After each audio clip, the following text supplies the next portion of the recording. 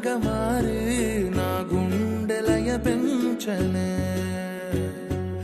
ఆలోచనే అతిథిలాగా చేరి నా గొంతు శృతి మించనే ఇది సంగీతమంటే నమ్మదు నా మనసే నువ్వు సంతోషమై చేరాక ప్రియా మదిలో దాగున్న ఆలాపనంతా గతముని క్షణములో మరిచనులే ఓ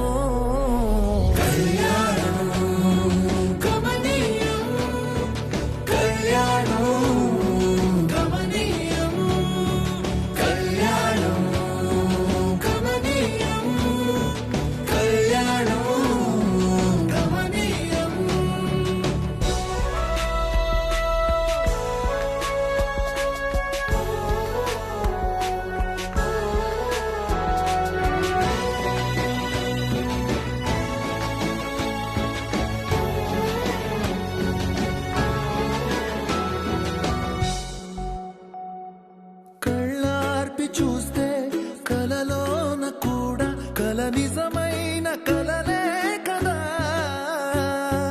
తెల్లారకుండా వెలుగల్లె వాలి తెలవారిపోయిందిలా అలపై వలలా నాలో కల మనువై వనమైపోయిందే మదిలో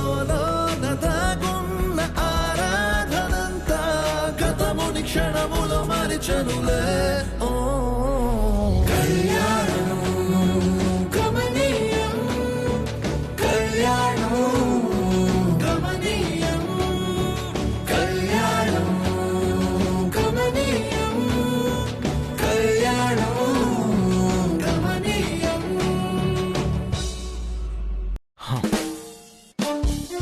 Look, I got it. ఆ రోజు నీకు యాక్సిడెంట్ చేసింది నా డ్రైవరే అయినా నీ మీద జాలిపడి నీకు డబ్బులు ఇచ్చాను. అవి కూడా సరిపోలేదా? ఇలా నా మీద కంప్లైంట్ ఇవ్వడానికి వచ్చావు? ఆల్రైట్, ఎంత కావాలో చెప్పు, పడేస్తాను. ఆ కంప్లైంట్ అయితే ఆ రోజే ఇచ్చేదాన్ని, ఈ రోజు ఎందుకు వచ్చేదాన్ని? మరేంటి కొత్త డ్రామా? ఎందుకు కంప్లైంట్ ఇచ్చావు? కంప్లైంట్ ఇచ్చింది నేను కాదు. మరెవరు? తాను.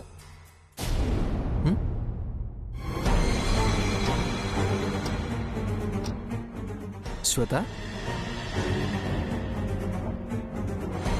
ఎస్ఐ గారు, మీరు ఎట్టి పరిస్థితుల్లో వాణ్ణి వదలడానికి వీల్లేదు. శ్వేత డార్లింగ్, వాట్ ఈస్ దిస్? నువ్వు నా మీద కంప్లైంట్ ఇచ్చావా? అరే, ఈరోజు డేట్ కొద్దు ఇంకోసారి వెళ్దామని చెప్పినందుకు నా మీద కేసు పెడతావా? Viraj, I'm sorry. డేట్కి వెళ్దామని చాలా హోప్స్ పెట్టుకున్నాను. నువ్వు అలా అనేసరికి శ్వేత శ్వేత, నాకు ఈరోజు రిహార్సల్స్ ఉన్నాయి, అందుకే వద్దన్నాను. అంత మాత్రాన ఇలా కంప్లైంట్ ఇచ్చి సీన్ క్రియేట్ చేయాలా? అసలు నీ మీద నేనెందుకు కంప్లైంట్ ఇస్తాను డార్లింగ్? అదిగో ఆమె బలవంతంగా నేను చెప్పినా వినకుండా ఇక్కడ తీసుకొచ్చింది.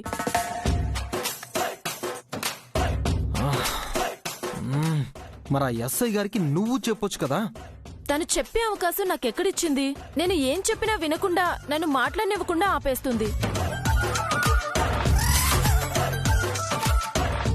ఎస్ఐ గారు విన్నారు కదా, ఇదేదో ఇందాకే శ్వేతను అడుగుంటే మీకు నాకు టైం వేస్ట్ అయ్యేది కాదు కదా. I'm sorry sir.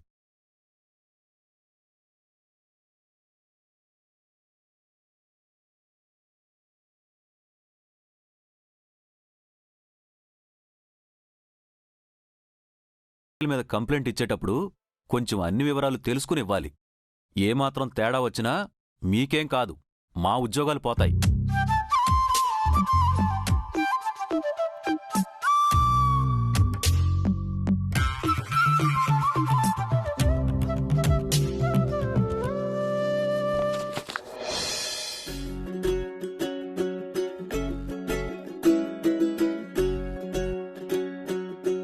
చైత్రమే చినుకులాగా మారి నా గుండెలయ పెంచనే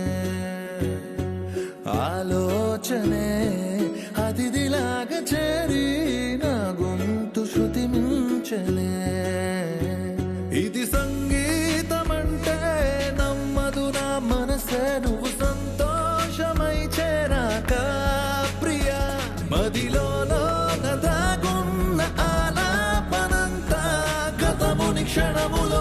వదులు. వదిలితే పడిపోతాం. నేనంత ఈజీగా పడే రకం కాదులేండి. హో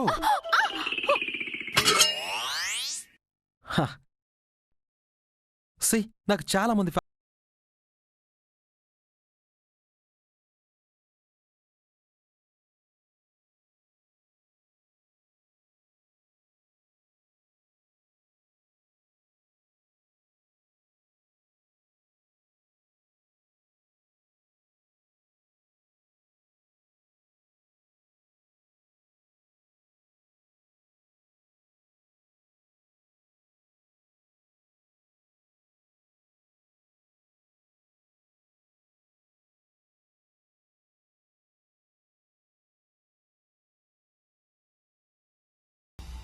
నీ ఫస్ట్ స్కెచ్ నా కార్ని కావాల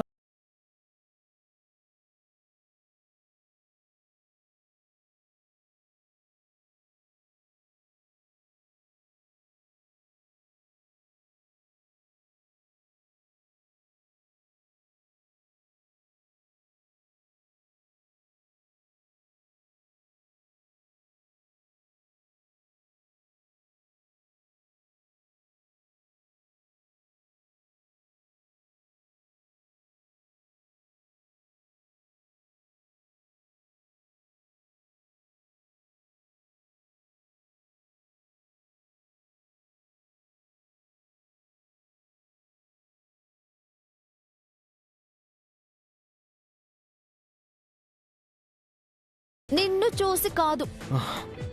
మరి నువ్వెందుకు నా వెనకాల పడుతున్నావు? నాకు నువ్వన్నా నీ పాటలన్నా పరమ చిరాకు. హే, ఈ విరాజ్ పాటలంటే జనాలకి అడిక్షన్. ఈ విరాజ్ అంటే అమ్మాయిలకి మ్యాగ్నెట్, ఆకర్షణ. అయినా నా పాటల్ని నువ్వు సర్టిఫై చేయాల్సిన అవసరం లేదు. అండ్ వన్ మోర్ థింగ్, నీ మంచి కోసమే చెప్తున్నాను. ఇంకోసారి నాకు కనబడకు. కనబడితే నా రియాక్షన్ ఇంత కూల్గా ఉండదు.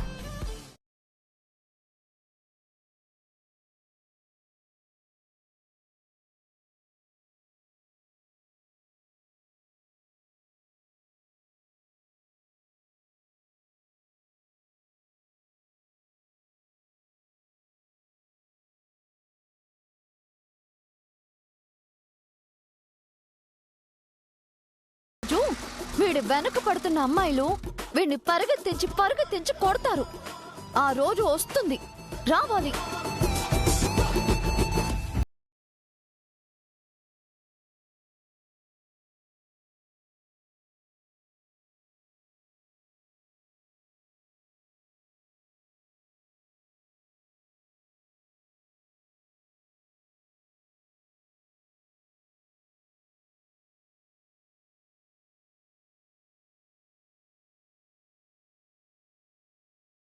ఆవిడ మిమ్మల్ని అడ్డు పెట్టుకుని ఎంత సంపాదిస్తుందో తెలుసా?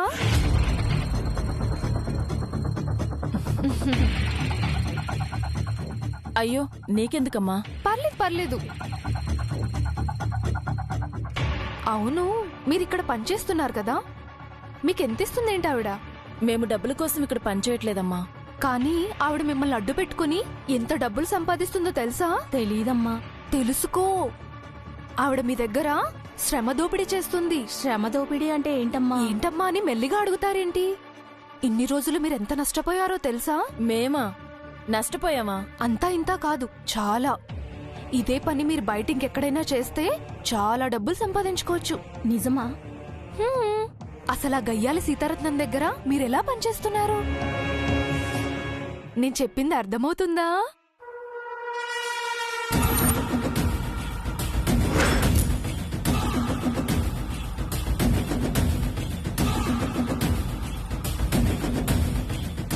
ఈ రోజుతో నీ పని అయిపోయింది. నిన్నెవ్వరూ కాపాడలేరు.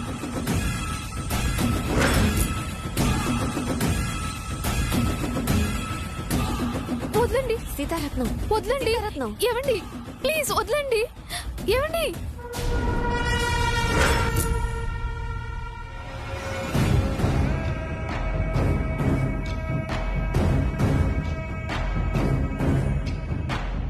అక్కొచ్చిందంటే జాబ్ వచ్చేసినట్టే. సీతారత్నం,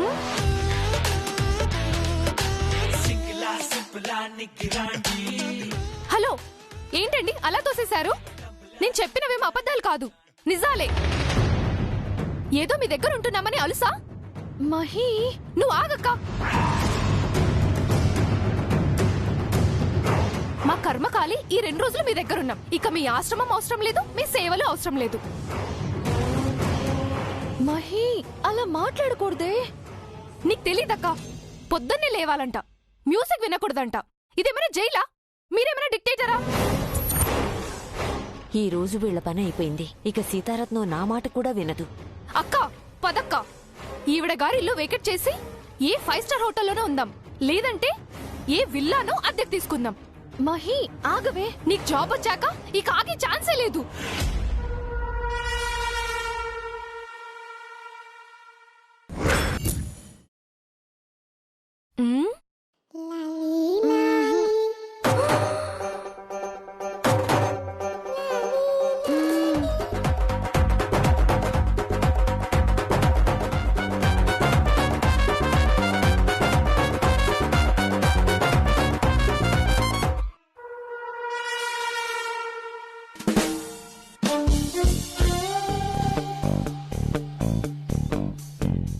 మా చెల్లెలి తరపున నేను క్షమాపణ అడుగుతున్నాను. మమ్మల్ని క్షమించండి.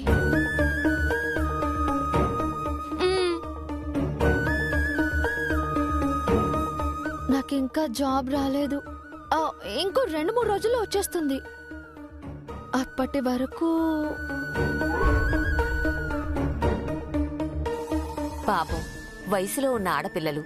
నువ్వే పెద్ద మనసు చేసుకో సీతారత్నం. ఇప్పుడు మేం బయటకు వెళితే చాలా ఇబ్బందులు పడాలండి.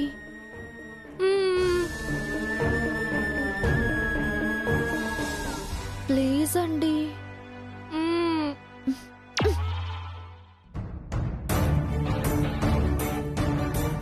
చూడమ్మా చైత్ర, నీ మొహం చూసి ఏమీ అనలేకపోతున్నాను. ఇంకోసారి ఇలాంటి పనులు చేస్తే ఊరుకునేది లేదు. ఇక తను ఏ పొరపాటు చేయకుండా నేను చూసుకుంటానండి. చెప్పు తనకి, నిన్ను ప్రతిరోజు చూస్తుందిగా. నీలా ఎలా పద్ధతిగా ఉండాలి, నీలా ఎలా అణుకువగా మాట్లాడాలి, నీలా క్రమశిక్షణగా ఎలా ప్రవర్తించాలో నేర్పు తనకి. సంస్కారం లేని ఆడపిల్ల సంసారానికి పనికిరాదు. క్రమశిక్షణ లేని ఆడపిల్ల ఈ సమాజంలో బ్రతకలేదు అని చెప్పు తనకి. చిన్నపిల్ల కదా సీతారత్నం, నెమ్మదిగా నేర్చుకుంటుందిలే. చిన్నపిల్ల చిన్నపిల్ల అని మీరందరూ గారాబం చేయకుండా బాధ్యత కూడా నేర్పించండి.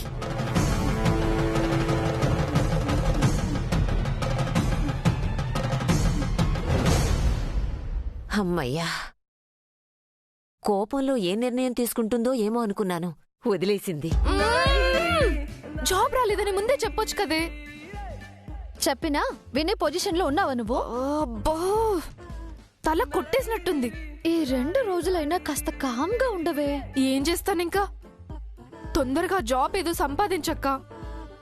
నేనస్సలు ఇక్కడ ఉండలేను. సరే, ముందు మీరు లోపలికి పదండి. లేకపోతే మళ్ళీ సీతారత్నం వచ్చిందంటే 2వ క్లాస్ పీకుద్ది. అల్లరి పిల్ల. రామ్మ.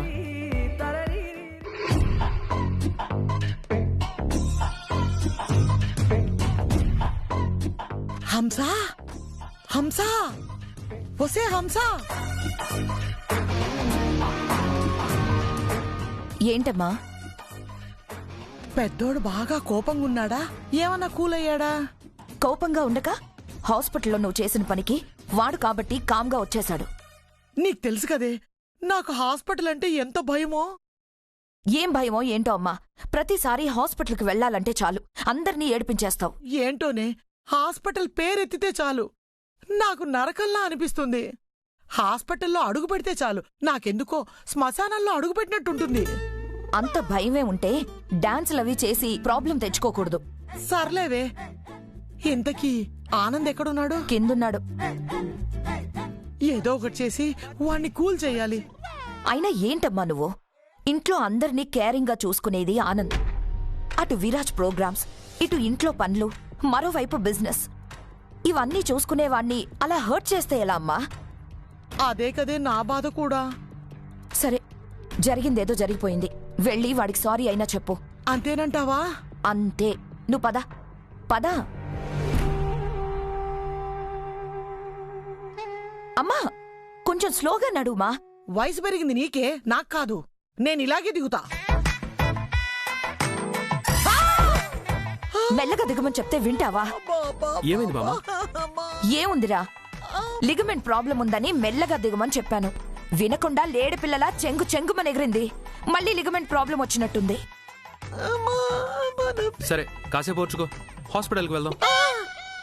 హాస్పిటల్గా? అయితే వద్దురా. బామ్మ, హాస్పిటల్ అంటే ఎందుకంత భయం? హాస్పిటల్ అంటే నరకల్లా అనిపిస్తుందిరా. 10 రోజులు బతికేదాన్ని హాస్పిటల్కి వెళ్తే ఒక్క రాశిలో పోతానేమోనని భయం రా. ఆనంద్, ఇంతలా భయపడుతుంది. ఆ ట్రీట్మెంట్ ఏదో ఇంటికే వచ్చి చేసేలా చూడు. సరే, బామ్మని జాగ్రత్తగా చూసుకో. నేను ఇప్పుడే డాక్టర్తో మాట్లాడొస్తా. రామ్మా. జాగ్రత్త.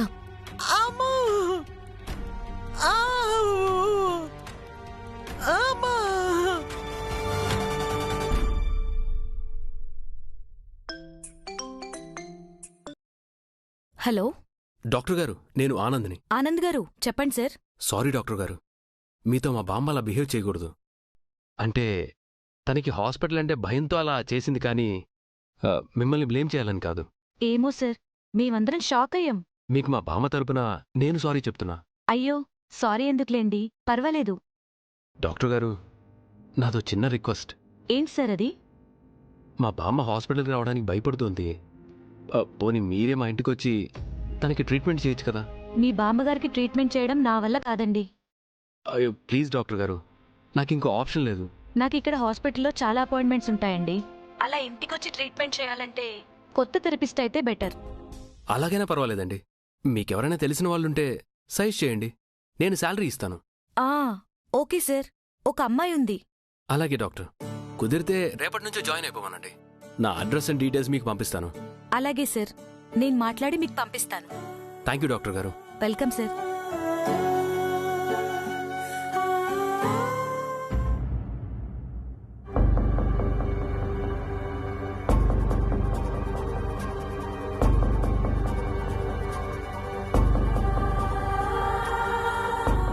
అక్క, నేనింకెప్పుడు గొడవ చేయనులే. ఈ 2 రోజులు ఇక్కడ సైలెంట్గా ఉంటాను. ఆ సీతారత్నం గారితో జాగ్రత్తగా ఉంటాను. అవసరమైతే ఇక్కడ వాళ్ళతో కలిసిపోయి అప్పడాలు కూడా చేస్తాను. నువ్వేం వరీ అవ్వకక్క. నా గురించి నువ్వు ఇలా డల్లుగా ఉండడం నాకు నచ్చట్లేదక్కా. నేను నీ గురించి ఆలోచించట్లేదే. మరేం ఆలోచిస్తున్నావక్కా? ఒకవైపు జాబు రాలేదు, మరోవైపు అమ్మ అడ్రస్ దొరకలేదు. అక్కా, జాబ్ ఇవాళ కాకపోతే రేపొస్తుంది. దాని గురించి నువ్వేం టెన్షన్ పడొద్దు. ఇంకా మహాతల్లంటావా, అడ్రస్ దొరకపోవడమే మంచిది. ఏంటి మహి ఇలా మాట్లాడుతున్నావు? మనమిద్దరం నాన్నకి మాటిచ్చాం కదా అమ్మ దగ్గరికి వెళ్తాము అని. అవును, అందుకోసమే ఈ ఊరొచ్చాం. ఆమె వల్ల ఇన్ని పాటలు పడుతున్నాం. మహి, హలో హలో, చైత్రనా? అవునండి, నేను డాక్టర్ ఉషారాణిని. ఇంతకుముందు నా దగ్గరికి జాబ్ కోసం వచ్చావు కదా? హా, ఎస్ మేడం. చెప్పండి మేడం. ఇంకెక్కడైనా జాబ్లో చేరావా అమ్మా? ఆహా, లేదు మేడం. నాకు తెలిసిన ఒక క్లయింట్కి ఫిజియోథెరపిస్ట్ అవసరం ఉందమ్మా, నువ్వు వెళ్తావా? హా, వెళ్తాను మేడం. చాలా పెద్ద క్లయింట్ వాళ్ళు, జాగ్రత్తగా డీల్ చేయాలి. అలాగే మేడం. సరే అయితే నీకు client address and details message చేస్తాను. రేపు మార్నింగ్ నుంచే వెళ్లాల్సి ఉంటుంది. సరే మేడం, వెళ్తాను. All the best Chaitra. Thank you madam, thank you so much. నీకు జాబ్ వచ్చింది కదూ? రేపు మార్నింగ్ నుంచి జాయిన్ అవ్వాలి. ఏ హాస్పిటల్? హాస్పిటల్ కాదు, క్లయింట్ ఇల్లే. వావ్, సూపర్ అక్క. ఇక మన కష్టాలు తీరిపోయినట్టే. ఇప్పుడుంటుందా సీతారత్నానికి? వద్దులే, నీ జాబ్ కన్ఫర్మ్ అయ్యాక చూసుకుందాం.